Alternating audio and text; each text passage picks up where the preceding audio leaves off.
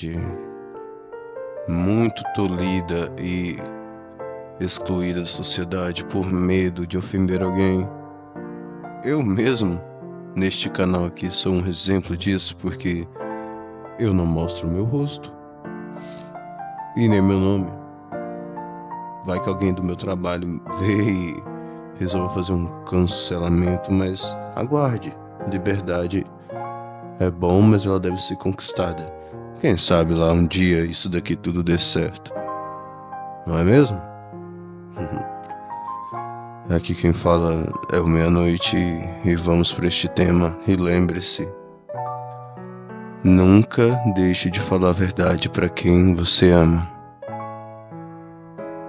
Um dos grandes arrependimentos que eu tenho na minha relativa curta vida é não ter dito a verdade para um parça, né? Curta, né? Ou seja, ainda dá tempo de ter mais arrependimentos.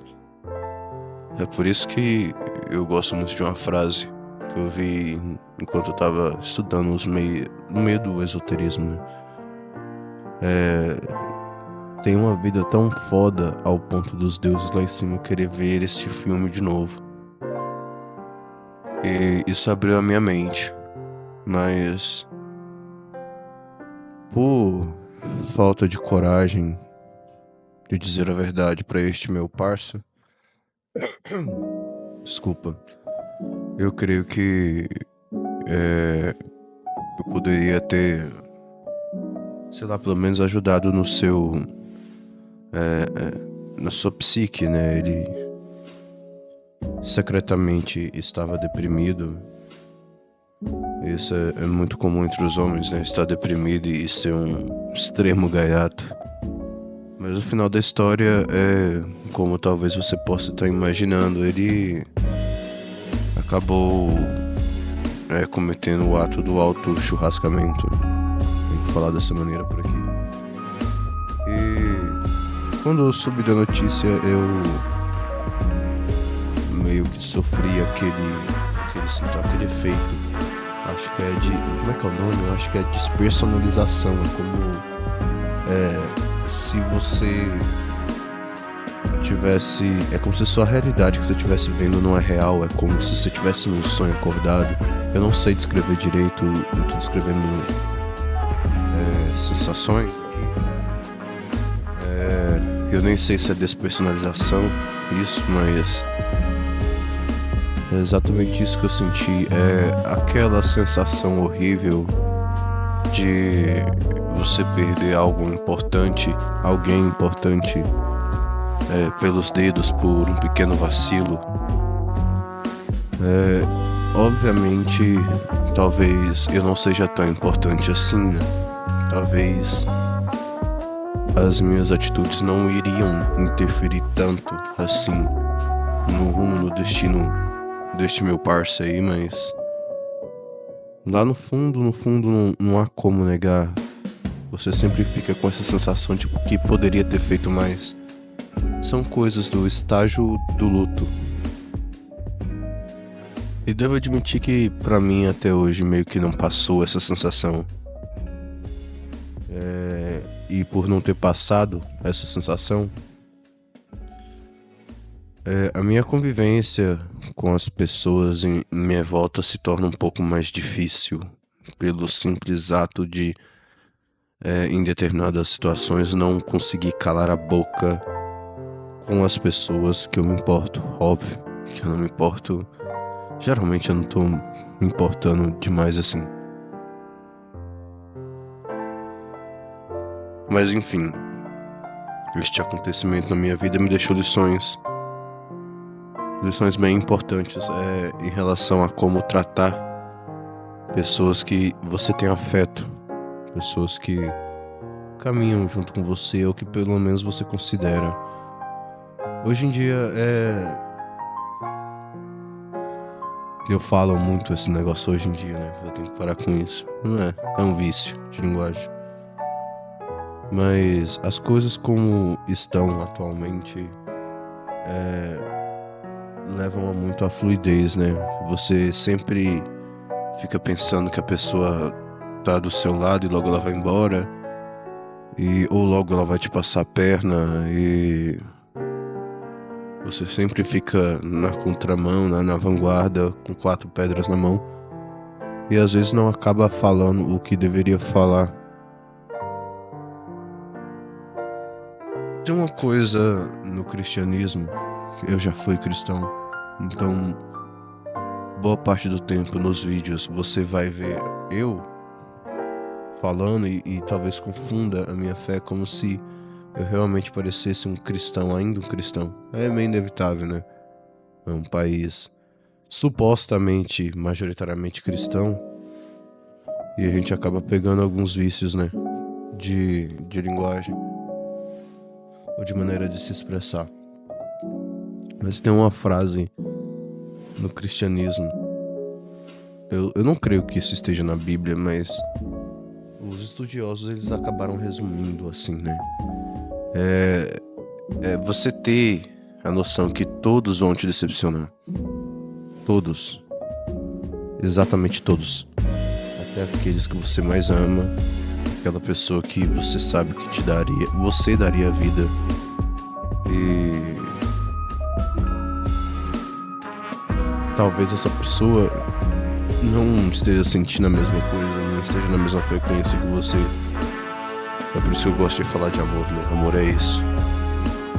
Essa é uma das partes do amor, é estar preparado para decepções.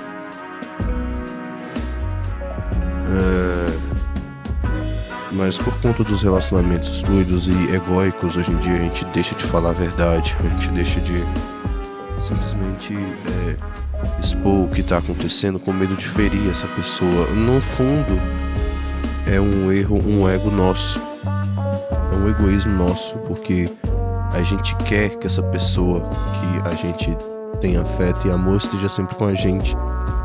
E por esse ego, por esse apego, a gente acaba deixando de tratá-la com dignidade, com respeito, que é claramente falando a verdade pra ela mesmo, que isso machuque. Então, é você deixar de chamar um irmão seu de bebum, de devasso, pra que você pareça um cara legal na frente dele, pra que ele não vá embora e vocês tenham a sua convivência. Deixar de falar pra sua irmã que ela tá sendo uma depravada porque você não quer ofendê-la. Mas nos dois casos, se der merda, você vai se arrepender. Claro, se você se importar com ela. Por exemplo, uma irmã sua que é muito depravada, ela pode ter um filho antes da hora, acabar com o futuro, a faculdade, tudo. E talvez você não tenha responsabilidade de fato sobre isso. Mas se você for suficientemente empático e gostar dessa pessoa, você vai lá no fundo se arrepender de não ter falado. E com o irmão devasso e bêbado também, lá na frente ele tem uma cirrose e tal, e você não foi lá e não fez uma zoeira com ele, não chamou ele de pinguço, de sindicato, é que a gente chama aqui na minha região, a gente chama muito aqueles pessoais assim, aquele pessoal que fica no bar assim logo de manhã, a gente chama aquilo lá de sindicato. É muito engraçado. E por que a gente às vezes decide se abster também? A gente tem que ver o outro lado da história, porque é muito cansativo. Como eu disse agorinha, a minha convivência se tornou muito ruim, ou pelo menos complicada, com familiares e parentes, porque eram anos de erros e erros, e eu aqui nunca fui de falar a verdade nem nada. Aí do nada, meia-noite começa a falar as verdades, e as pessoas, elas realmente se chateiam mesmo. E quem é mais próximo de mim sempre fica falando: não, seja o isentão, não arranja problema não. Eu sempre retruco eles, né? Eu não vou arranjar problema até esse problema virar meu, não é? Até a minha falta de atitude Não necessariamente ser o causador, o pivô direto das desgraças que podem acontecer, mas a ausência das minhas atitudes sobre determinado fato ser uma das causas, né? Essa pessoa, ela pode ter outras pessoas também que não tiveram atitude. Isso acontece. Hoje em dia não dá pra você falar muita coisa, né? Mas você também é um agente da não verdade. Então, se você não quer arranjar problemas por falar a verdade o tempo todo, isso é compreensível.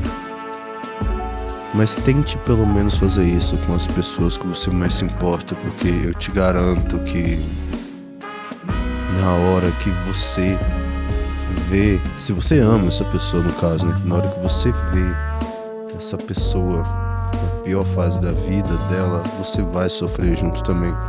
Se você não for um psicopata. Hoje em dia muita gente emula ser, ou emula tentar ser. Aí não sofre. Sofre. Todo mundo sofre.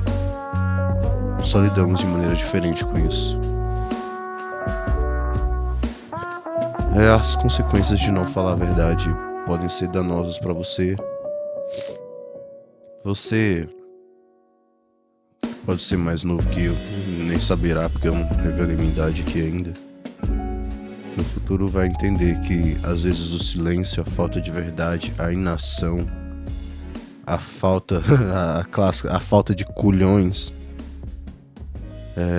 vai ser muito mais prejudicial pra você.